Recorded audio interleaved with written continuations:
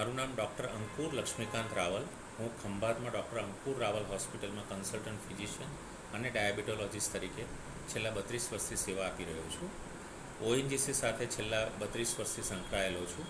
સાથે સાથે Cambay cardiac care centre અને સ્પંદન મલ્ટી સ્પેશિયાલિટી હોસ્પિટલ બંનેમાં કન્સલ્ટન્ટ ફિઝિશિયન તરીકે અને ક્લિનિકલ ડાયાબિટોલોજીસ્ટ તરીકે હું મારી સેવા આપી રહ્યો છું. આજે પ્રી ડાયાબિટીસ દિવસ છે. પ્રી ડાયાબિટીસ શબ્દ સરસ છે. ડાયાબિટીસ પહેલાંનો તબક્કો એટલે પ્રી ડાયાબિટીસ. આપણે કેવું કહેતા હતા કે કંઈક વસ્તુ થવાની હોય એના પહેલાંનું આપણે લો એને પ્રી કહેવાય. સો પ્રી ડાયાબિટીસના મિનિંગ ડાયાબિટીસ થવાની શરૂઆત અથવા તો ડાયાબિટીસ પહેલાંનો તબક્કો. આપણે કયા રિપોર્ટ દ્વારા આ વસ્તુ જાણી શકીએ? HbA1c એટલે 3 મહિનાનું એવરેજ. જો એ 5.8થી માંડી અને 6.4 સુધી હોય, 5.8 to 6.4 તો પ્રી ડાયાબિટીસ હોઈ શકે. ભૂખ્યા પેટનો રિપોર્ટ 100થી માંડી અને 125 સુધી જો આવે તો પણ પ્રી ડાયાબિટીસ એટલે ડાયાબિટીસની શરૂઆતનો તબક્કો કહી શકાય. જમ્યા પછીનો રિપોર્ટ 160થી 200ની વચ્ચે આવે એને પણ તમે પ્રી ડાયાબિટીસ કહી શકો.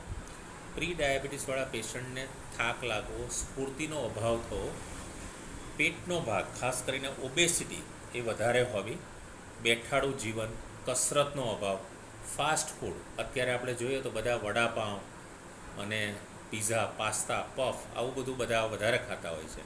તો આવી વસ્તુ ખાવાથી પણ પ્રી ડાયાબિટીસ થવાનું જોખમ રહે છે. જો તમારા કુટુંબમાં મમ્મી પપ્પાને અથવા મોટા ભાઈ બહેનને જો ડાયાબિટીસ કે એવું કંઈક હોય તો ડાયાબિટીસ વારસામાં મળતો રોગ છે. વારસામાં આપણને ખેતર મળે, વારસામાં આપણને સમૃદ્ધિ મળે, એવી વારસામાં આપણને સારા સંસ્કાર પણ મળે, એવી રીતે વારસામાં અમુક રોગ આવતા હોય છે. ડાયાબિટીસ એમાંનો એક છે. ભારતમાં ડાયાબિટીસ કરતાં પ્રી ડાયાબિટીસના પેશન્ટ્સ વધુ જોવા મળે છે અને એ પેશન્ટ્સ ખરેખર વધારે છે અને આપણે ઘણી વખત ડાયગ્નોસિસ ન કર્યું હોય એટલા માટે એ આંકડો ખૂબ ઊંચો જવાની શક્યતા છે. જે આપણે ડાયાબિટીસના પેશન્ટ અથવા તો પ્રી ડાયાબિટીસના પેશન્ટ જોઈએ છે એ તો જેણે ડાયગ્નોસિસ લેબોરેટરી કરાવ્યું છે એટલાને જ આપણને ખબર છે. બીજા ઘણા બધા પેશન્ટ એવા છે જેનો આપણે એકે વખત રિપોર્ટ નથી કરાવ્યો. તો ચાલો આપણે બધા સૌ સાથે મળીએ અને આપણે ડાયાબિટીસ, પ્રી ડાયાબિટીસ બંને વિશે થોડુંક જાણીએ, આપણા રિપોર્ટ્સ કરાવીએ.